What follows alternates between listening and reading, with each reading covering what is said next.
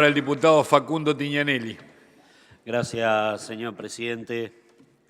En primer lugar, quiero agradecer a los trabajadores y trabajadoras de la Cámara que hicieron posible esta sesión, que se extendió más de lo que estaba prevista.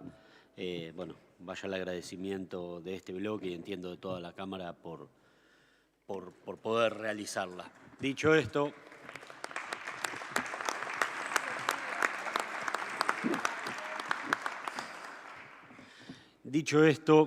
yo escuchaba, señor presidente, las posiciones que se fueron manifestando en los cierres y a lo largo de la sesión.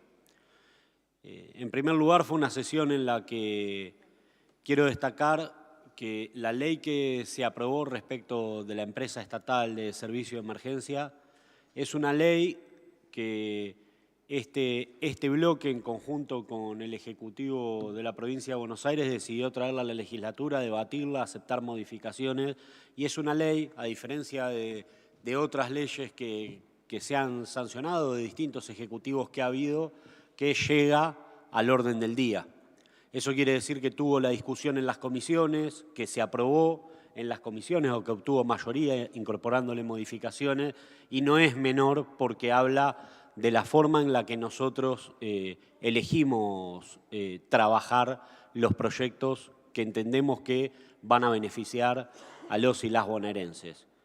Y ahí tenemos una diferencia sustancial con el Poder Ejecutivo Nacional, ¿no? Ya que cada uno de ustedes pudo pasar por el proceso de discusión de esta ley cuando estuvo el ministro de Salud de la provincia, Nicolás Kreplak, cuando vino también el asesor general del gobierno, Santiago Pérez Teruel, explicaron, dieron sus posiciones, se armó el debate, se armó la discusión, se hicieron modificaciones, se plantearon cosas en las que el Ejecutivo no estaba de acuerdo y por lo tanto otros bloques plantearon su rechazo, a diferencia del Gobierno Nacional que escribió los dictámenes de lo que denominó las ley bases para refundar la Argentina en un primer momento en un departamento fuera del Congreso y que los diputados que estaban haciéndose encima por acompañar al gobierno no sabían ni qué tenían que votar. Esa es la diferencia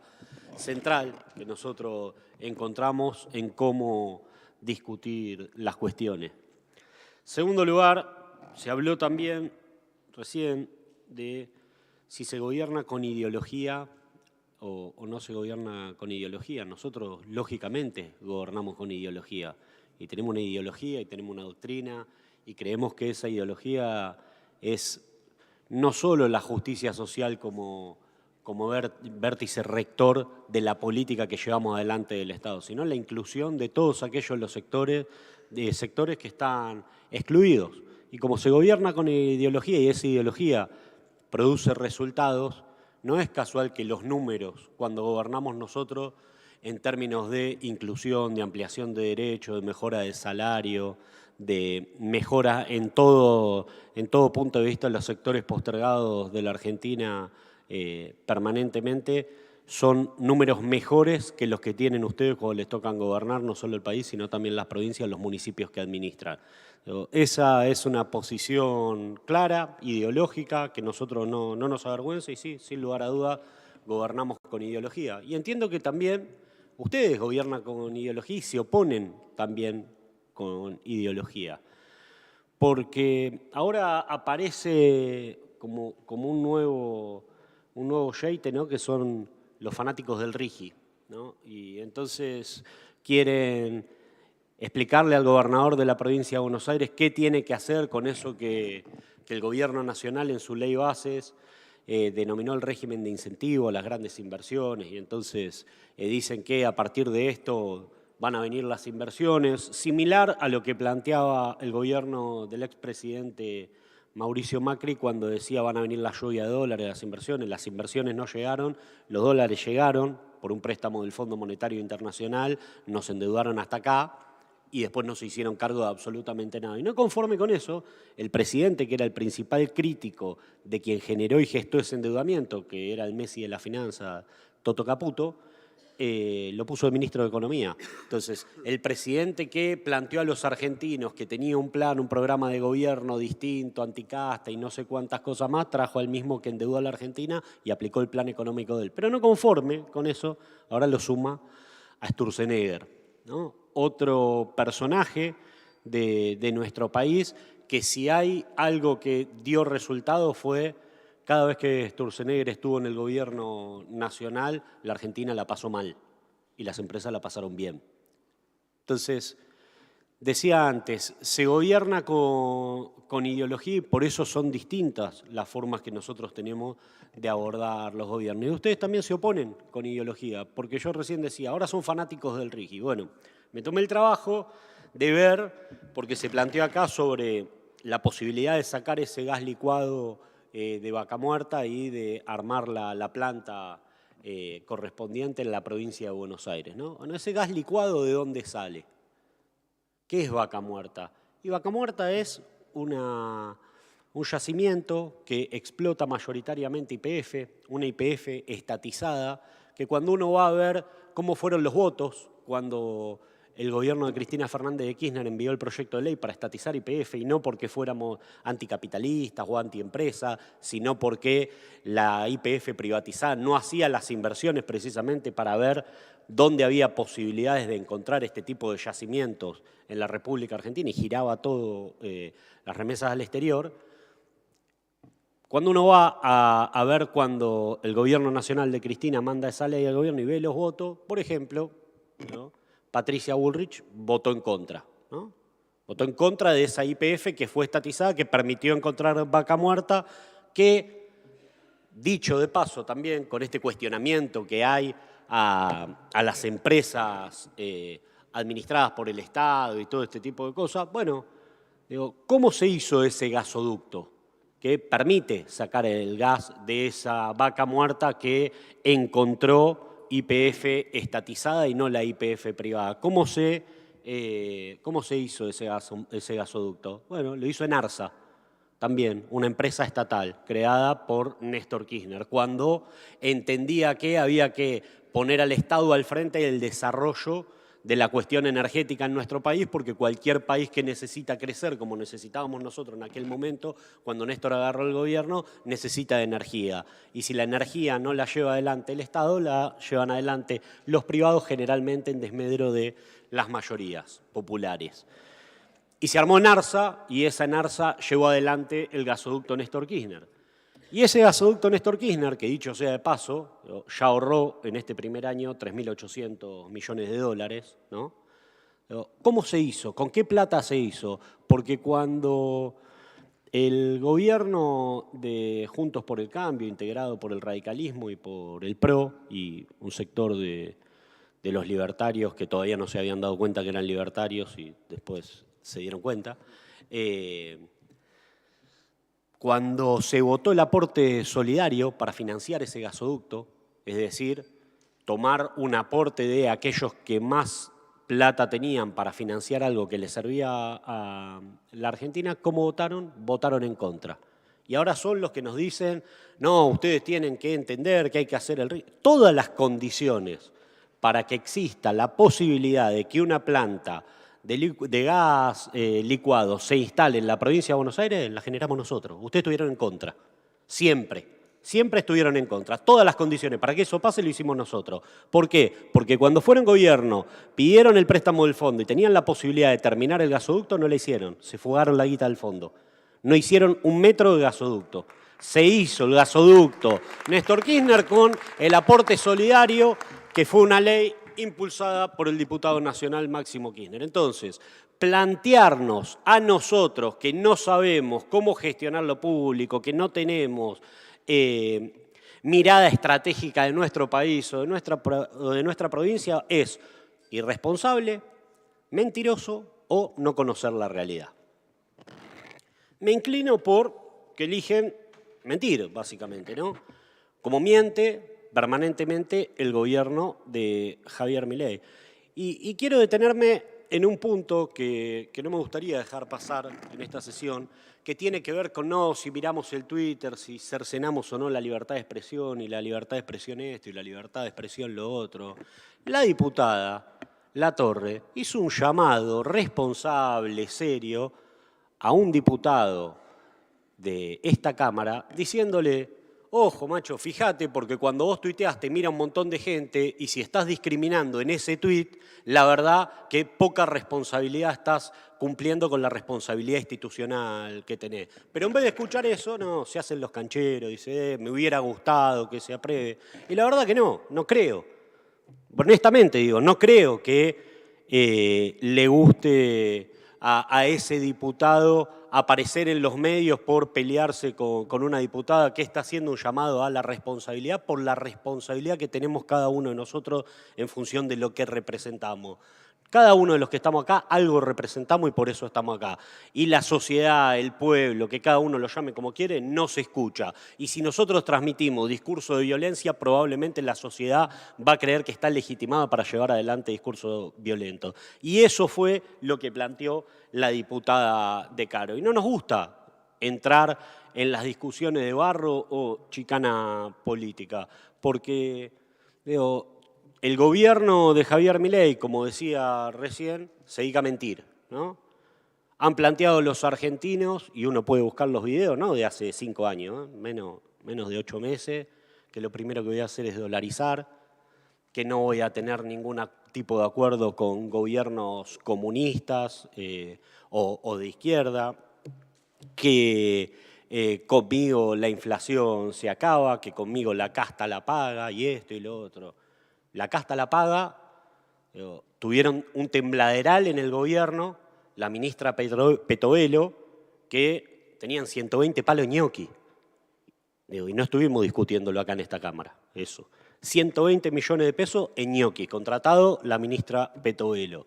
¿Está bien? Entonces, la casta la paga, la verdad es raro. Y se acusa a que una empresa creada o dándole media sanción en esta Cámara es algo para contratar empleados, no sé qué. ¿Por qué no fijan lo que están haciendo el gobierno que muchos dijeron acá que acompañan y hacen 120 millones de pesos bancar no sé cuántos rugby ñoqui a nivel nacional, mientras, como decía el diputado de la izquierda, que bastante parecido acá vota con la derecha, la realidad es que no le daban la comida a la gente o escondían la comida de la gente. Y mienten, porque decían, no, esa comida estaba destinada a otra cosa. Hubo una orden judicial y se descubrió que no, que la comida estaba para eso. Decían que la comida no estaba próxima a vencerse. La orden judicial demostró que la comida estaba próxima a vencerse. Y tuvieron que salir a repartirla corriendo porque se les vencía la comida. Entonces, mienten con eso, mintieron con la dolarización, mintieron con que decía que la iba a pagar la casta. Mintieron con el superávit. Vive diciendo el presidente Milei que tiene superávit y que él no iba a hacer ningún tipo de acuerdo con ningún gobierno que fuera comunista, ¿no? Y vivió bastardeando a otros países que han tenido relaciones con nuestro país de acuerdos económicos con beneficio mutuo. Por ejemplo, China. Y le tuvo que, por favor, pedir a los chinos que le renueven el swap porque si no entraban de default nuevamente. Entonces son una vergüenza, son una manga de mentirosos y de irresponsables que están, vaya uno haciendo que el presidente se hace cada vez que va a algún lugar llamar doctor, se hace, y no es que a uno le preocupa eso, cada uno puede hacer lo que quiera, ¿no? Pero es el presidente de la nación. Ese presidente de la nación vive mintiendo, vive diciendo esto, ¿no?, que tiene superávit, que la cuestión de las tarifas es lo que corresponde pagar y después se descubre que no es así. Vive cambiando cada uno de sus funcionarios y sus funcionarias. 50 funcionarios ya cambió. 50 funcionarios en 6 meses. O sea, nadie ve eso ni se hace cargo. Convocó a un pacto de mayo, hasta en eso miente. Dice, hago el pacto de mayo y lo hace en julio. Ni siquiera tiene el decoro de ponerle el nombre del mes en el que hace el pacto. Pero bueno, vive en esa nube y parece que tiene todo un entorno que se lo festeja y ahí vamos, y entonces lo importante para los argentinos es que la Libertad Avanza puede constituir un partido a nivel nacional y parece que eso es lo que deposita todos los días el interés del presidente o quien él denomina su conducción política, que es su hermana. Y la verdad que eso preocupa porque cada vez los números de la Argentina, como han planteado tanto la compañera Yáñez como la Roque, están peor en términos de lo que tiene que ver con pobreza, en términos de lo que tiene que ver con desnutrición infantil. Cada vez, digo, los números son más abrumadores en ese sentido. No hay un horizonte de salida, la verdad no hay. Y cuando, insisto, la diputada de Caro plantea, che, fíjense lo del discurso del odio, dice, no, se cercena la libertad de prensa. ¿En serio ustedes van a hablar de libertad de prensa con las barbaridades que dice el presidente en cada uno de los medios de comunicación, a cada lugar que va? Ustedes, digo, con honestidad intelectual, ni siquiera le pido que se ponga una mano en el corazón porque no sé si tienen o no.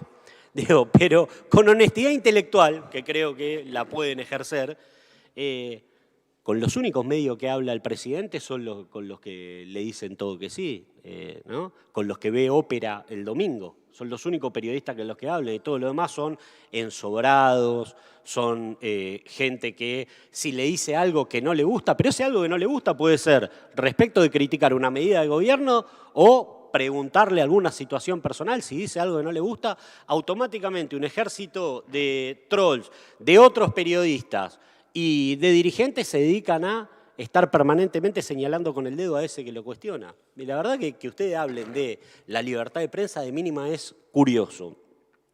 Por último, y no me quiero extender mucho más, me parece que también las cosas hay que ponerlas por su nombre. El diputado propinante hablaba del SAME y decía, si el SAME funcionaba, ¿qué? Porque lo hizo Vidal, ustedes no quieren. Y la verdad que eso habla de ustedes, porque el gasoducto había que hacerlo y no lo hicieron porque lo habíamos iniciado nosotros. Y así un montón de obras que podemos hablar que se cortaron en enero del 2016 y no se volvieron a empezar a realizar porque las habíamos llevado adelante nosotros. Ni que hablar los hospitales de la provincia de Buenos Aires, etc. Entonces, el SAME, ¿qué era el SAME en la provincia de Buenos Aires? Y la verdad que cuando uno habla con cualquier intendenta de la provincia de Buenos Aires, el gobierno de María Eugenia Vidal te daba la ambulancia, asumía el costo el primer año, el segundo año el 75%, el tercer año el 50% y el cuarto año el 25%. Y a partir de ahí arreglate vos con el sistema de salud. Y lo único que te había dado era la ambulancia. Esa es la manera. Y bueno, es lo mismo que hicieron cuando alguien decía acá, no pelearon por el fondo del conurbano. Sí, ustedes pelearon por el fondo del conurbano, le dieron el fondo del conurbano y atrás de eso, digo, que se la comieron a los jubilados y atrás de eso le transfirieron todos los costos que la provincia no tenían de erogaciones nacionales en subsidio. Entonces, ¿cuál es el fondo del conurbano que recuperaron? Nosotros siempre tratamos de tener una coherencia y celebro que la diputada Retamoso quiera, se ve que me escucha, porque me escuchó con lo del bloque y ahora me escucha con la representación legislativa. Celebro esa situación, porque sí creo que la provincia de Buenos Aires, y es responsabilidad de todos los que estamos acá en términos políticos, ya no en términos institucionales, está en una situación apremiante. No solo en términos económicos, cuando es la provincia que más aporta al PBI nacional y recibe por participación muy poco respecto de lo que aporta, sino que ni siquiera ya tiene esa compensación que eran las transferencias de fondos nacionales para equilibrar esa desigualdad que se generaban con el resto de las provincias del país. No solo está en una situación desfavorable en términos económicos, también está en una situación desfavorable en términos de representación. Cuando uno agarra cuánta gente vive en la provincia de Buenos Aires y ve que los diputados no dan. Y hay que hacer una comparación. Yo sé que muchos se pueden enojar acá porque tienen intereses construidos ahí, pero con la ciudad de Buenos Aires. La ciudad de Buenos Aires hace 50 años o 60 años viven 3 millones de personas, tiene 25 diputados nacionales. La provincia de Buenos Aires viven 17, 18 millones de personas, tenemos 70 diputados nacionales. Y uno dirá, bueno, pero ¿y qué cambia eso? Y cambia porque la voz de los bonaerenses y de las bonaerenses se ve licuado en el Congreso Nacional. Entonces, cuando uno mira y hay un gobierno nacional que manda alguna política que beneficia a determinada provincia, cuando hay un régimen de extractivismo en esa provincia, entonces escucha a los diputados y las diputadas diciendo yo vengo acá a defender los intereses de mi provincia, por más que el régimen perjudique al régimen nacional o no sé cuánto, pero dice esto va a generar fuente de trabajo en mi provincia, los diputados de la provincia de Buenos Aires tienen licuada esa representación. Entonces no podemos, por ejemplo, sacar de las empresas que van a ser privatizadas, una empresa como AISA, que les digo, yo soy de La Matanza. El plan de la privatizada Aguas Argentinas, francesa, cuando Néstor Kirchner era presidente, para que haya agua en toda La Matanza, era para el año 2030.